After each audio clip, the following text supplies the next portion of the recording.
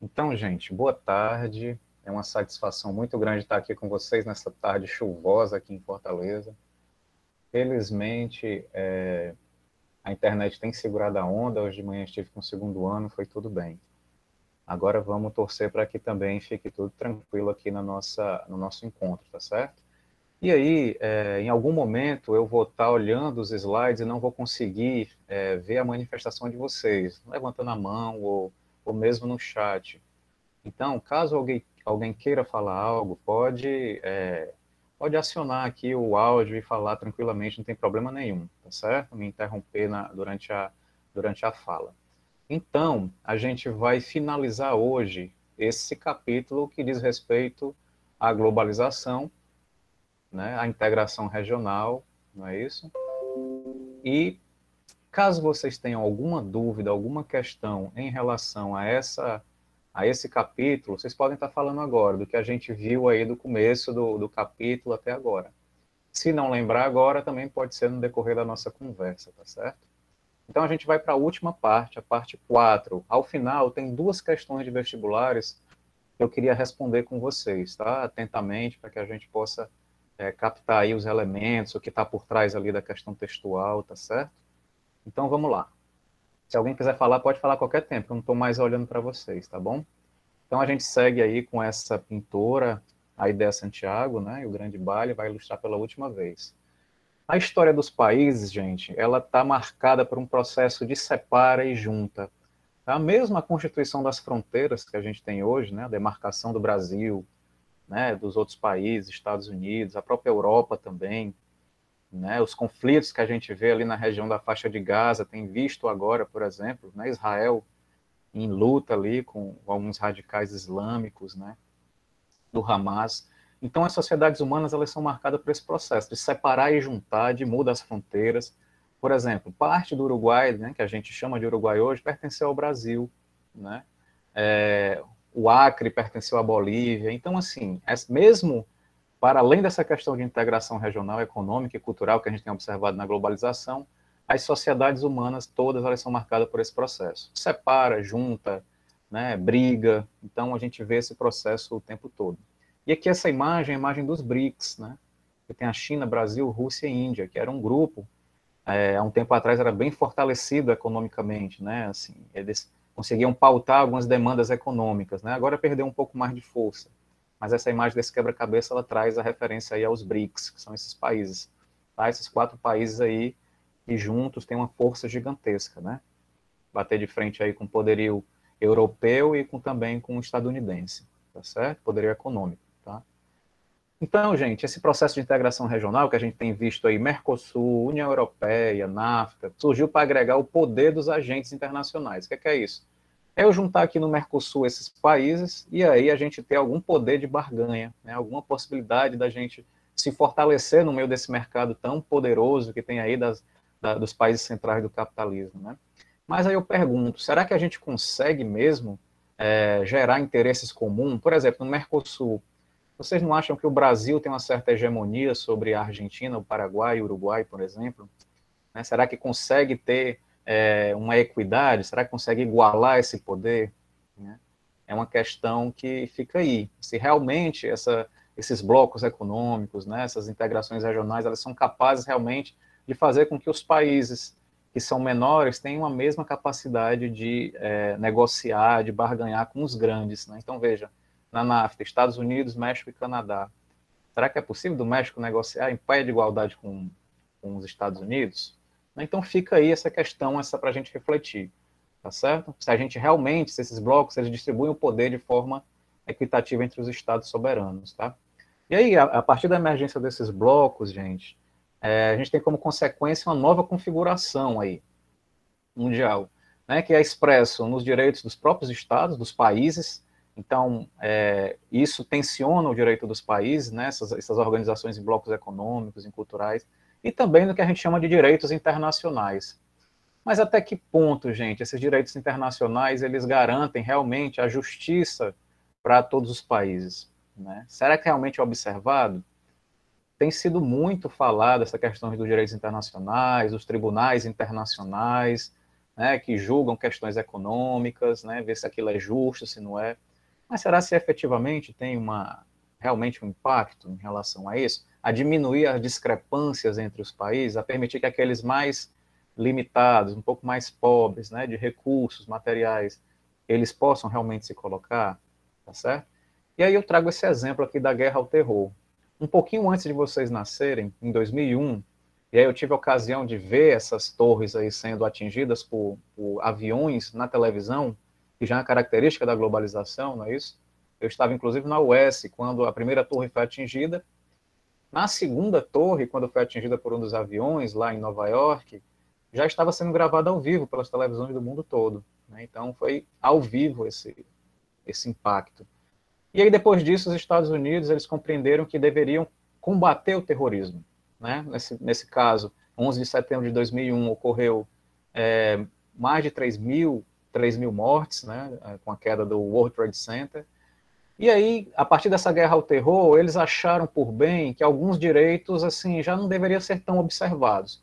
Então, devido a essa guerra ao terror, por exemplo, os Estados Unidos proibiu alguns cidadãos seus de ir e vir, né, de transitar, de fazer algum tipo de viagem. Quando chegava algumas pessoas nos seus aeroportos, eles também eram submetidos a revistas, muitas vezes constrangedoras, como aconteceu inclusive com um ministro brasileiro na época, o Fernando Henrique Cardoso, que teve que tirar os sapatos, teve que mostrar lá o que estava trazendo, né? Então, esses direitos liberais que vocês estudaram aí no primeiro ano, no segundo ano, eles ficaram em suspenso com a guerra ao terror. E aqui, esse exemplo aqui de Guantánamo mostra pessoas que estão presas sem o devido processo jurídico legal. Então, os Estados Unidos, nessa ilha, que era uma ilha de Cuba, Guantánamo, eles prenderam essas pessoas aí de guerra, né, dizendo que eram pessoas de guerra, terroristas e tal. E essas pessoas elas não tinham direito a um julgamento, né, não tinham. Então, os direitos ficavam suspensos. E aqui nessa charge vai mostrando Bush, na época, o presidente dos Estados Unidos, e o Osama Bin Laden, aqui todos falando em nome de Deus, né, do Todo-Poderoso. Então, eles estavam agindo, fazendo o trabalho do Todo-Poderoso, né? Cada um tinha a sua interpretação, tá certo? Então, veja que esses direitos, eles não são muito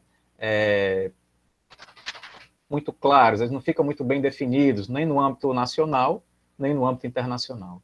E esses dois autores aqui, David Held e Anthony McCreal, eles vão criar conceitos, dois tipos de conceitos para pensar essa ideia da integração regional e da globalização. Ele vai trazer a ideia dos céticos, que são aqueles que são mais centrados na perspectiva da identidade nacional, né? Então eu tenho que defender o Brasil da ação internacional, com nações estatais, com a ideia de comunitarismo, né? Pensando o imperialismo das nações mais fortes, vinda para o Brasil, por exemplo, né? E nas assimetrias regionais. Então, os céticos, eles pensariam esse fenômeno da globalização com uma perspectiva mais própria da sua nação, né, do seu país. Já os globalistas não conseguem ver a partir de uma perspectiva de nação, mas de uma perspectiva mais ampliada, né? Pensando no estudo dos fluxos, né, pensando as redes que estão constituídas de forma internacional, o declínio do poder do Estado, né, bem próprio da ideia do liberalismo e também do neoliberalismo, né, assim, menos Estado, Estado mínimo. A ideia do cosmopolitismo, né, que é aquele mundo marcado por várias culturas, né, onde todo mundo ali está convivendo, e o multilateralismo, que é uma perspectiva econômica, onde várias economias elas estão interagindo ali, né, por meio dos seus blocos econômicos, né, das suas integrações regionais. Então, existem essas duas formas aí de estar pensando no fenômeno da globalização, tá certo? Os céticos e os globalistas. E aí eu faço uma questão para vocês. Vocês se consideram latino-americanos? A identidade social é uma coisa que vocês trataram no primeiro ano, mas vocês têm essa identidade? Vocês conseguem se identificar assim? Alguém gostaria de falar? Se vocês se identificam enquanto latino-americanos, assim, tem essa perspectiva?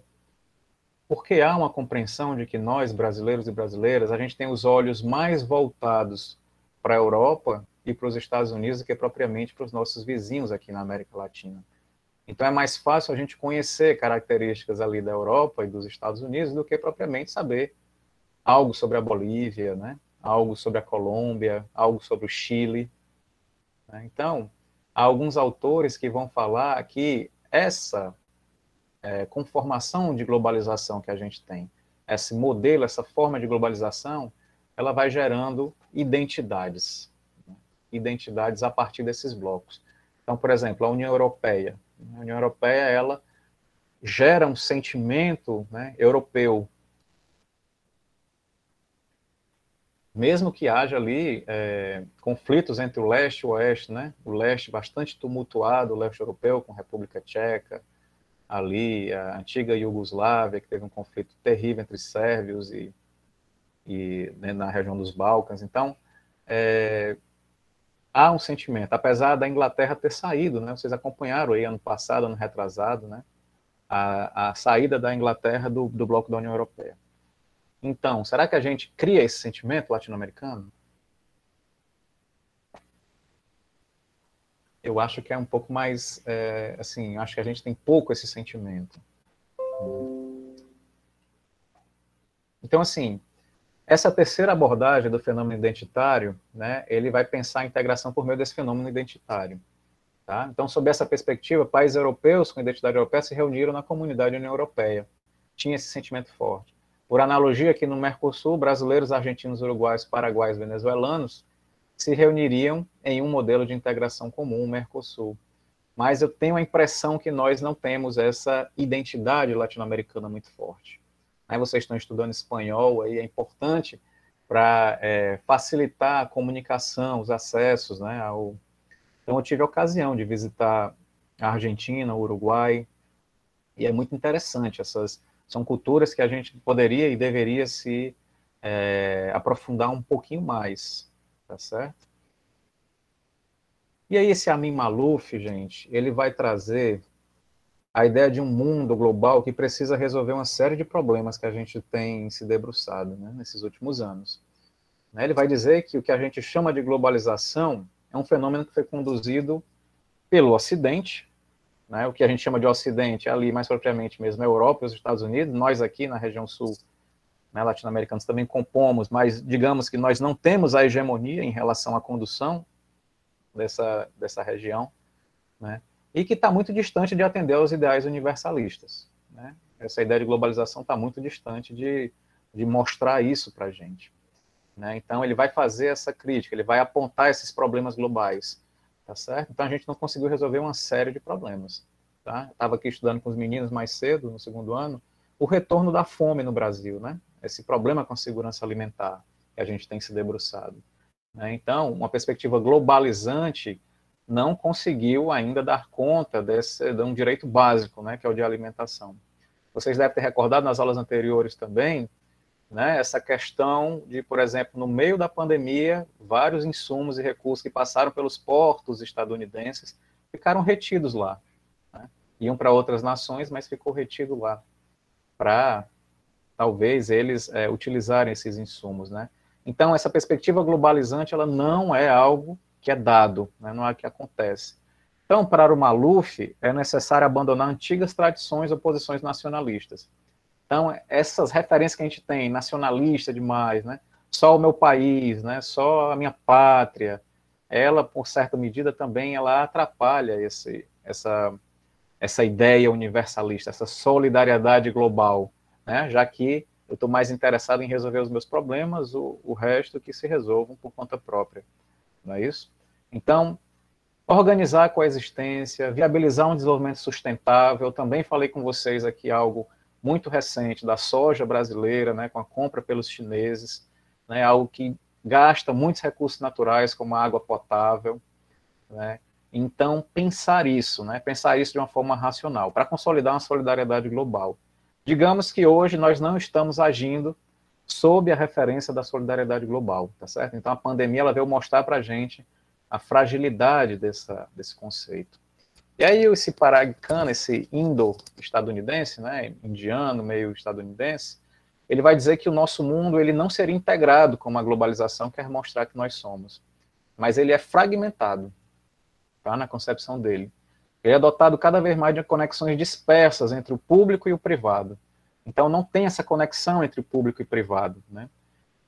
É submetido à influência política, né? A gente tem observado muito isso, não só no Brasil, mas em outros países também, né? Por organizações globais, gigantescas, multinacionais, né, que ditam como é a forma que a gente deve produzir, proceder, a forma que a gente deve se vestir, o que a gente deve se alimentar, tá certo? E de indivíduos de projeção mundial, indivíduos que têm muitos recursos, como, por exemplo, né, o dono da Amazon, tem também um chinês que é dono de uma empresa também de vendas, né, e outros tantas multinacionais que ditam como é que deve funcionar a economia global, tá certo? Então, essa integração que a gente acha que tem, ela está fragmentada, tá? E para esse autor, Parag Khanna, a integração, portanto, não poderia ser considerada um fenômeno estável e duradouro. Tá? Ele vai dizer até que a gente está numa posição muito próxima à Idade Média, né, como é toda fragmentada.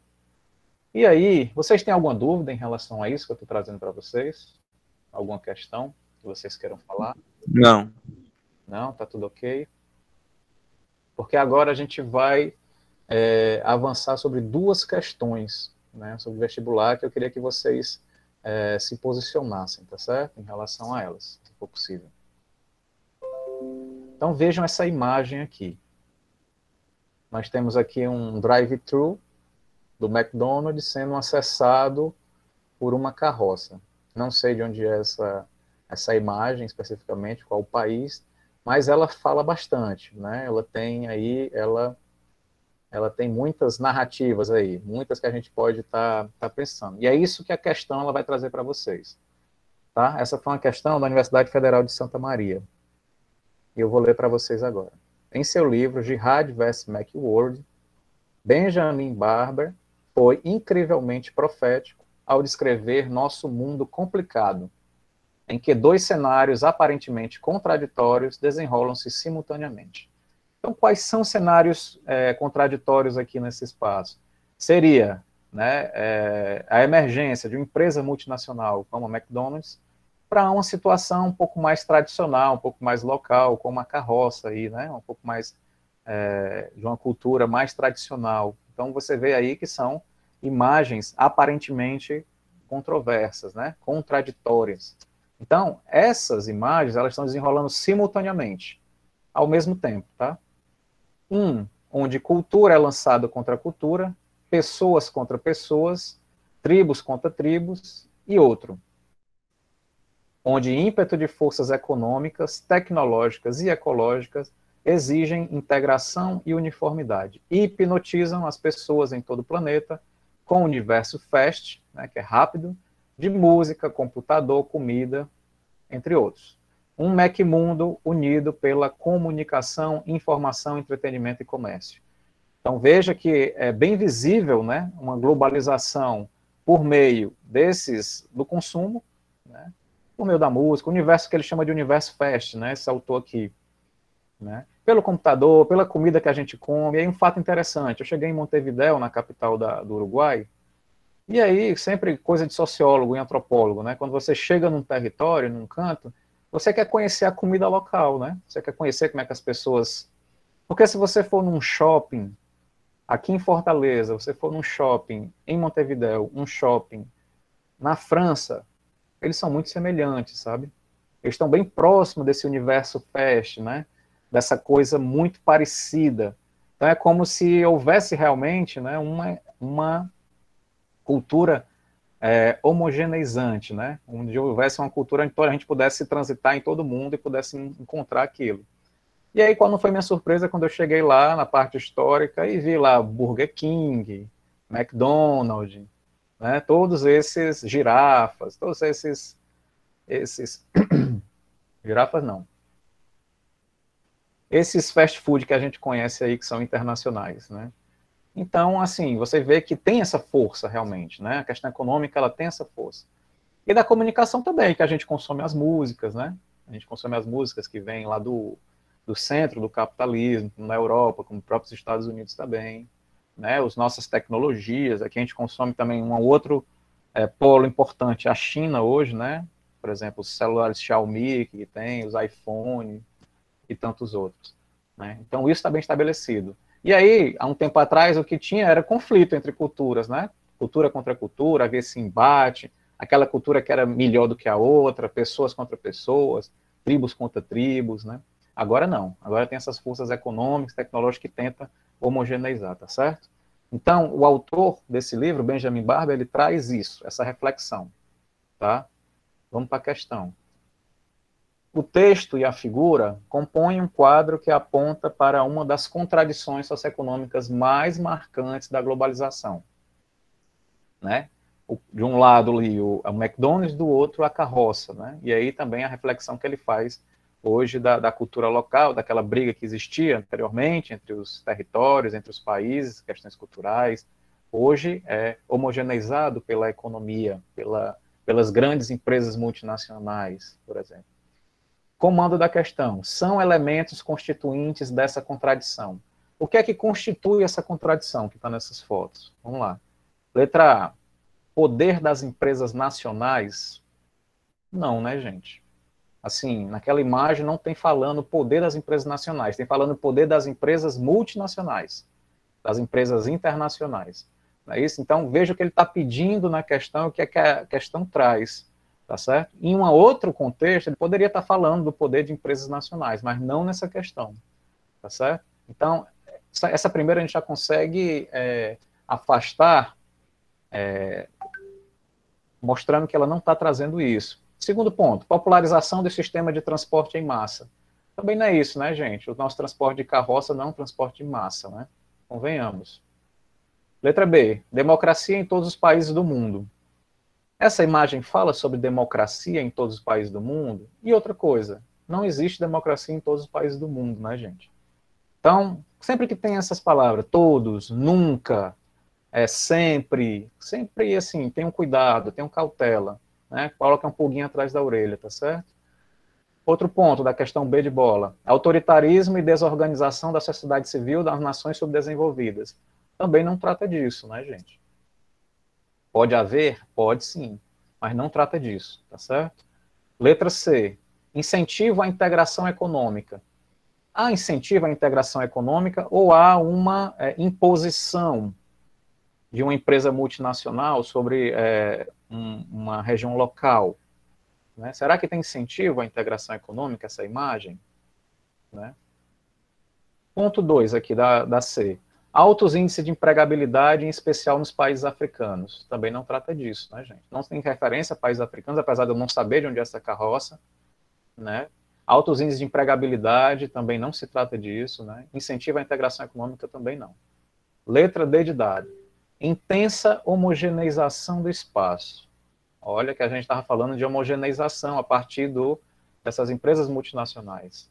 Então, a gente já precisa ficar aqui atento. Pode ser, sim, uma questão de intensa homogeneização do espaço. Ponto 2, aceleração da troca de informações. Também, né, gente? Também.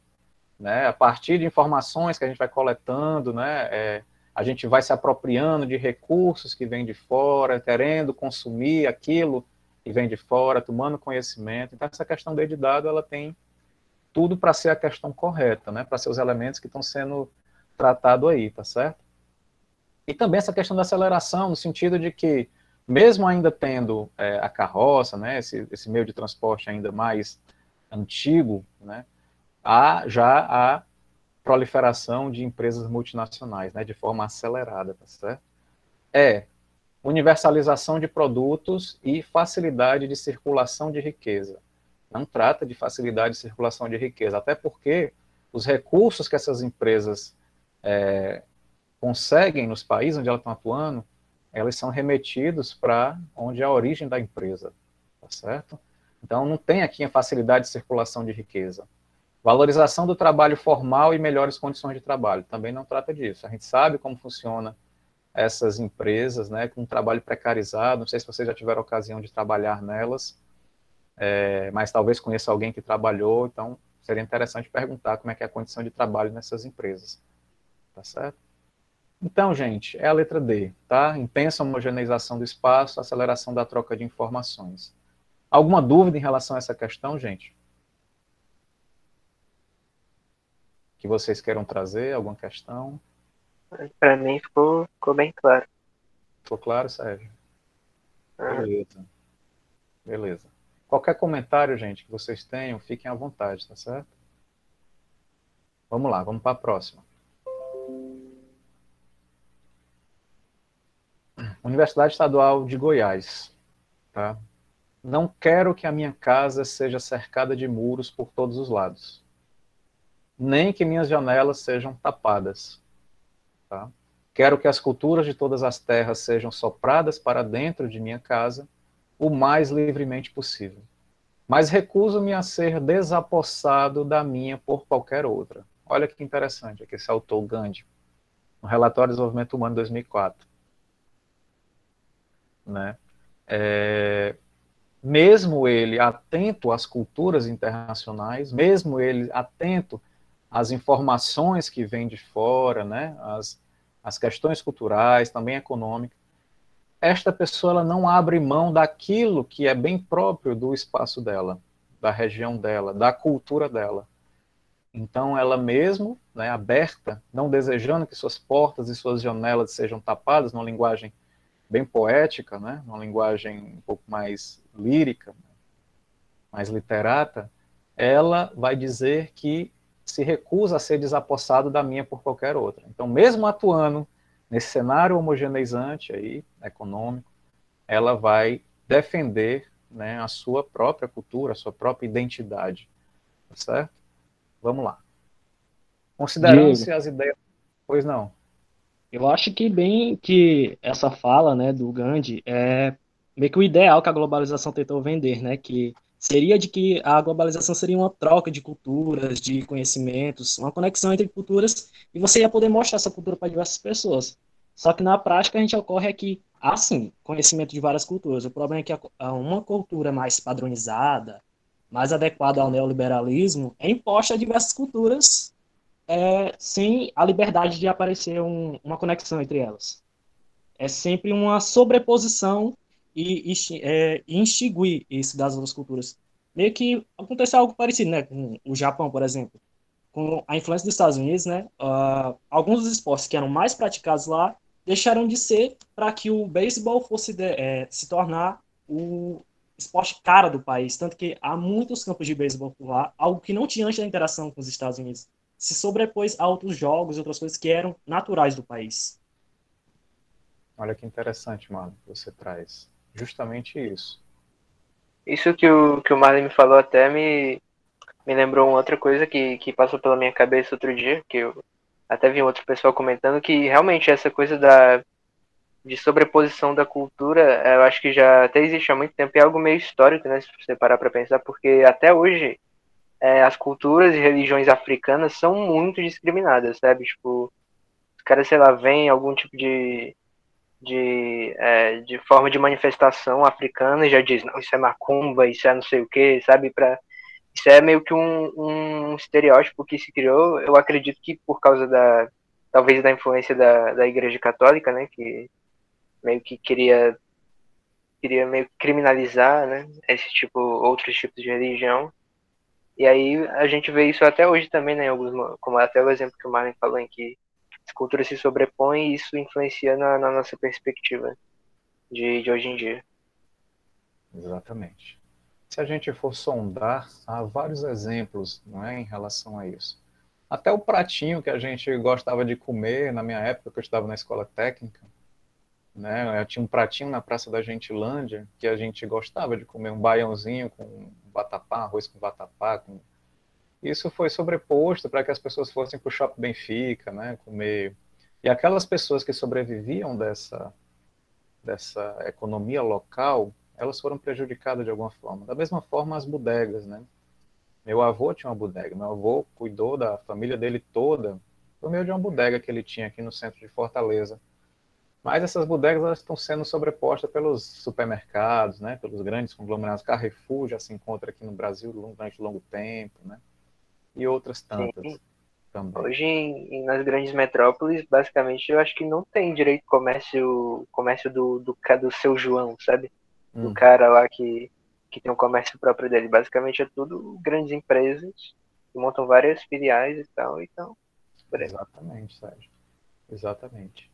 Então até tem, sabe, Sérgio, mas assim, é bem limitado, a concorrência é bem Tem. difícil, né? É bem complicado para essas pessoas. Então, meu avô, que viveu a vida toda sendo comerciante, provavelmente hoje ele teria que ver também uma outra forma, né, de se prover, né, para dar Sim, ainda conta. mais que muita gente desse pessoal que tinha essas bodegas e tal, às vezes ou não tem acesso ou não tem conhecimento suficiente para, por exemplo, manipular o que está bombando muito agora, né, que é a venda online, venda por aplicativos ou à distância e tal.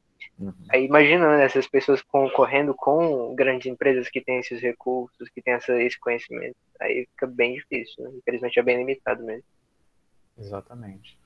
Então, veja, Marlon, o que você trouxe também é de suma importância, né, na questão de que o encontro das culturas, ela geraria algo de universal, né, uma cultura universal que todo mundo pudesse lançar mão dela. Mas não é bem assim, né, o que acontece na prática. Há uma sobreposição, como você disse, né, e vai passando por cima mesmo, né, assim, independente da resistência que se faça. Né.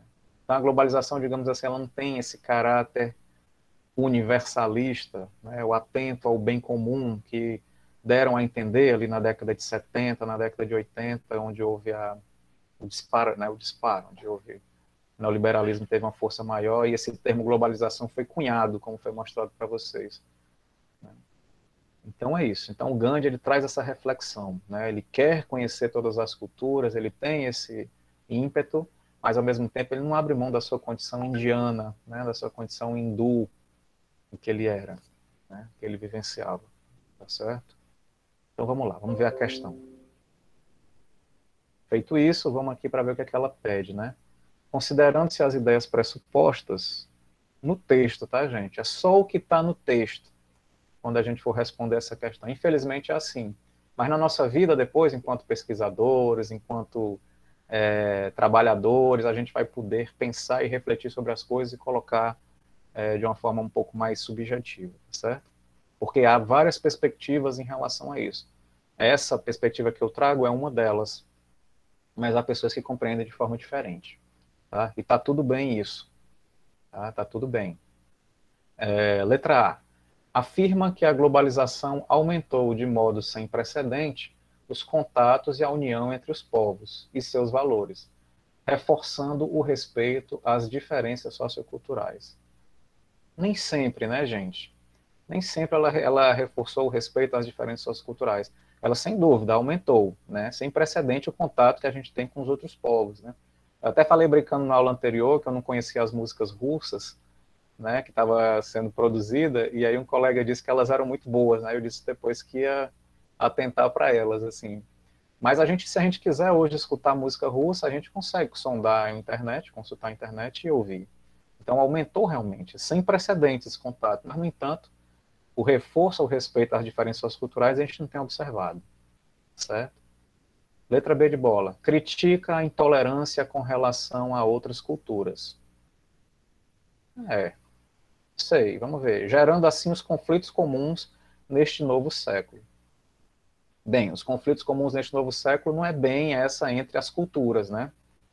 Há sempre por trás, gente, desses conflitos, seja ele de base étnica, né, como aconteceu em Ruanda, em 1993, onde o pessoal ficou se matando de várias etnias, né, como eu citei agora aqui os sérvios e os eslavos ali no Balcão, na Europa do Leste, né, e tantos outros ali na região do Kosovo e tal, esse povo se matando, há por trás sempre algo, né, que não é só a questão étnica, né, tem questões econômicas ali por trás, muita gente se beneficiando da venda de armas para esses conflitos, não é isso? A indústria armamentícia é uma indústria trilionária mundial. Então, como ela pode adquirir e aferir recursos se não há guerra? Né? Então, esse texto ele não trata diretamente disso, tá? De crítica à intolerância em relação às outras culturas, gerando assim os conflitos comuns deste novo século. Não é bem isso que trata esse texto. Não sei se ficou claro para vocês. Tá? Letra C. Indica o reconhecimento à diversidade cultural. Opa, realmente o Gandhi ele reconhece a diversidade cultural. Além das necessidades de afirmação e de identidade, a dele própria, né, hindu, indiano, seja étnica, seja cultural, seja religiosa. Me parece que é essa questão aqui, é essa afirmativa que trata dos pressupostos que estão no texto.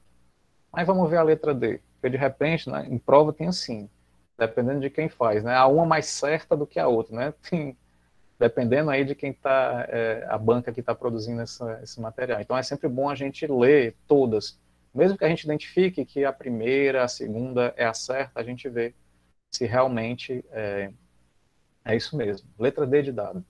Nega a existência da exclusão cultural. Não chega a negar a existência da exclusão cultural, né, gente? E ressalta a homogeneização mundial e a superação e eliminação de fronteiras culturais. Nunca atingimos isso, superação e eliminação de fronteiras culturais, tá certo? Então o texto ele não trata disso especificamente. A resposta correta é a letra C mesmo, tá? Ela indica o reconhecimento da diversidade cultural, além das necessidades de afirmação e de identidade, seja étnica, seja cultural, seja religiosa, tá? Alguma dúvida, gente, em relação a isso, a essa questão, a esse tema, né? Hoje a gente finaliza esse capítulo. Na próxima quinta eu devo estar mandando para vocês uma revisão deste capítulo por meio, provavelmente, do Google Formulário. Estou fazendo um teste aqui com o primeiro ano, que eu nunca tinha mexido nessa ferramenta.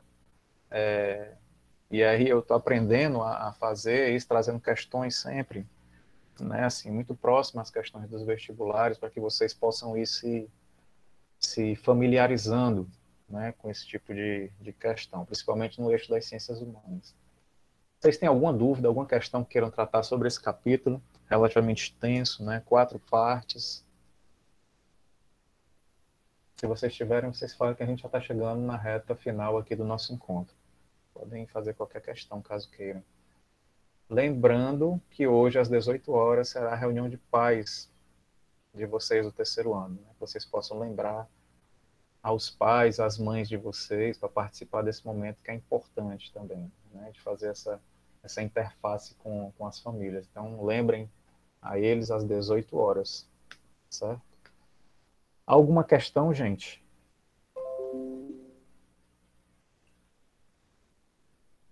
Eu achei tudo bem de boa, né? A aula, cheguei um pouco atrasado, mas gostei bastante da exploração e das questões, que são bem contextualizadas, né? E aí é bom a gente ver esse tipo de questão para quando chegar no Enem a gente saber, para que a gente saiba exatamente como prosseguir, né? Ler, interpretar e resolver a questão da forma. Eu sempre gosto de resolver questão dos negócios que eu mais gosto de fazer. Enfim, é isso. Eu queria comentar isso. Legal, Sérgio. É importante fazer isso nessa fase que vocês se encontram, né? De adquirir essa expertise. Pode falar, se quiser. De adquirir essa expertise aí da feitura de provas, né? O tempo que é destinado para que seja feito, né? Então vocês vão adquirindo Sim, tudo bem com uma bagagem, né? Muito bom.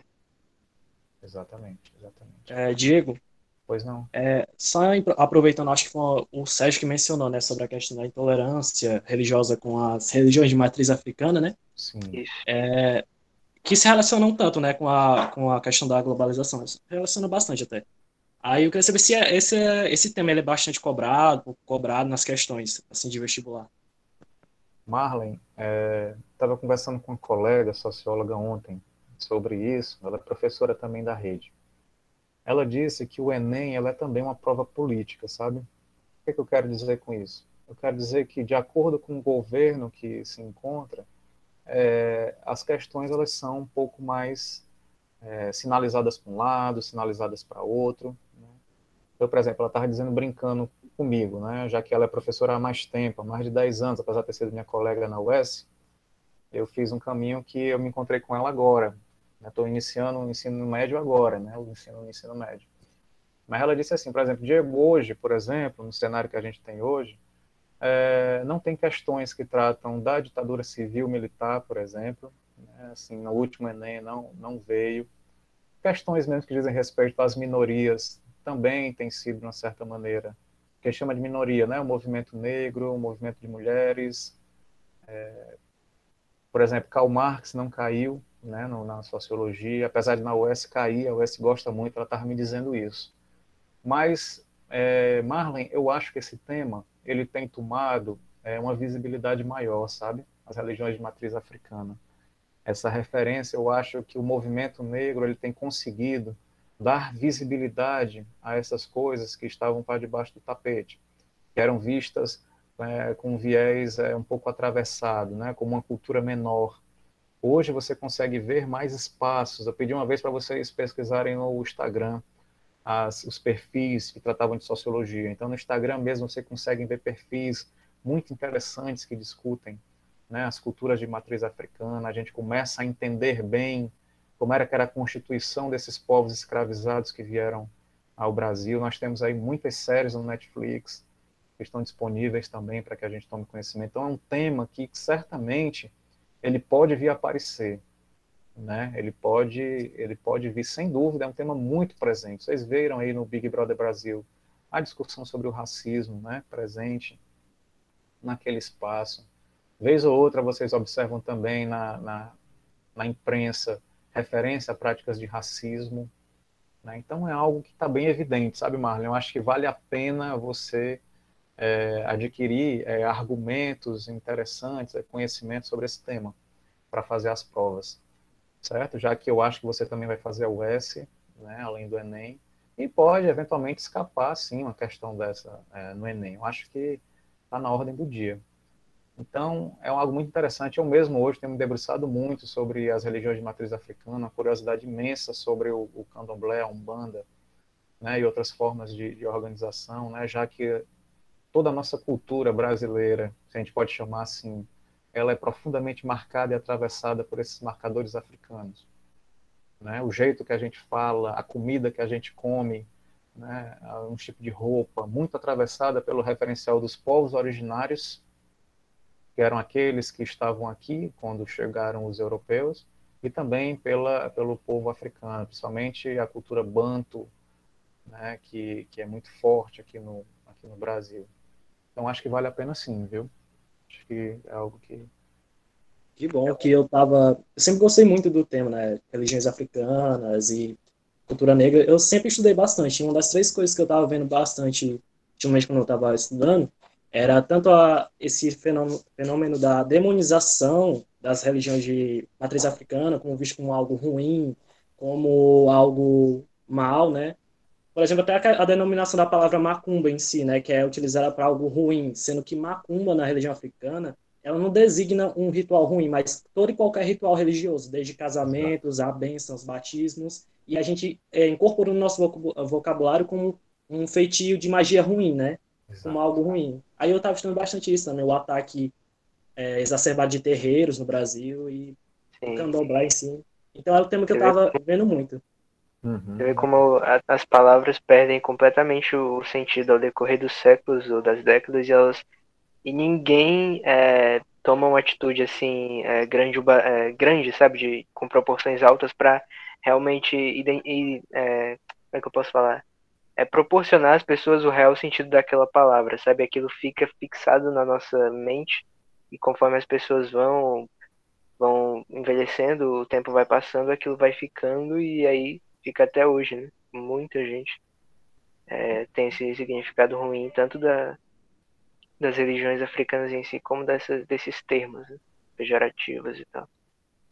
Tipo um caso bem recente do ano passado, em que, depois de quase 100 anos, objetos de culto religioso de um terreiro de candomblé que foram apreendidos em 1920, 1930, que tinham ficado presos como prova de criminal, porque na época o terreiro foi acusado de práticas ruins, porque muita gente dizia que o pessoal estava fazendo rituais assim que afetava a ordem pública. E esses objetos de culto que eram passados, que foram vindos de pessoas escravizadas, eram, de certa forma, objetos históricos, porque tinham marcações muito antigas, ficaram durante décadas apreendidos dentro da Polícia Federal. E somente os descendentes de muitas pessoas que perderam esses objetos na época conseguiram recuperar recentemente. E tipo, eram coisas que têm um valor histórico enorme, um valor religioso e emocional para aquela comunidade. E foi privado, eles são privados daquilo por causa do preconceito. Foi um ano, né, de privação. Quer dizer, um ano não, 100 anos, falou? Em 1920? Sim, sim. Exatamente. Nossa, não, Então, você veja, vê aí. A própria linguagem, ela vai adquirindo contornos semânticos os mais variados no decorrer do tempo, né? A gente vai tornando algo mais pejorativo, algo mais, né? O termo rapariga, por exemplo, né? Que é o feminino de rapaz em Portugal, o português de Portugal e os portugueses das outras nações, por adquirindo o termo pejorativo, né? Deixando de ser o próprio termo macumba, como você falou, e tantos outros, né? Tantos outros aí que a gente observa. Né, e imagens também que vão sendo cunhadas na cultura, né, como as pessoas escravizadas como pessoas preguiçosas, os povos originários como pessoas preguiçosas, né, uma cultura que é uma cultura primitiva, mas hoje, por exemplo, vendo, né, a força que tem, por exemplo, as raízes dos povos originários, né, os medicamentos que eram produzidos com as coisas vindas da terra, né? Assim, o conhecimento também que os povos escravizados traziam das suas nações africanas. Então, aos poucos isso vai mudando, sabe, gente? Assim, mesmo hoje ainda um cenário um pouco mais difícil, mas eu acho que as coisas, os movimentos, eles conseguem de uma forma trazer essas questões para a ordem do dia. E vocês veem, a gente está discutindo aqui hoje, isso é raro. Há um tempo atrás, na minha época, né, quando eu fazia ensino médio, vou nem dizer quanto tempo atrás, para que vocês não possam calcular a minha idade, mas a gente não tinha essa discussão em sala de aula. Né? Essa discussão é muito própria desse tempo, né? Muito própria da contemporaneidade. E tem proliferado, eu acho que mais adiante aí a gente vai trazer questões mais interessantes sobre a cultura africana. A gente vai, mais adiante, a gente vai ter orgulho de ter esse elemento na cultura brasileira. Com certeza. Isso é o que eu espero também. A gente espera essas evoluções aí de caráter intelectual e tal. Exatamente. Exatamente. E aí, gente, tudo bem? Tudo tranquilo? Eu queria pedir para que vocês continuassem se cuidando, tá certo? Ficar atento às orientações sanitárias. A gente está vivendo ainda um momento muito complexo. Os hospitais aqui em Fortaleza estão abarrotados, pessoas esperando UTI, né? Pessoas vindo a morrer nesse cenário. Então, que a gente possa ter um pouquinho mais de empatia, né? De cuidado com o bem comum, para que a gente possa sair bem desse momento e também não machucar ninguém. Tá certo? Então, eu queria que vocês permanecessem atentos a isso e quando puder a gente vai estar voltando pessoalmente para fazer essa conversa pessoal, numa roda de conversa, né? Inclusive estendendo aí para os corredores, estendendo aí para os outros espaços onde a gente estiver transitando. Tá certo? Mais alguma questão que vocês queiram trazer? Sendo assim, eu vou finalizar aqui, eu vou parar a gravação, tá certo?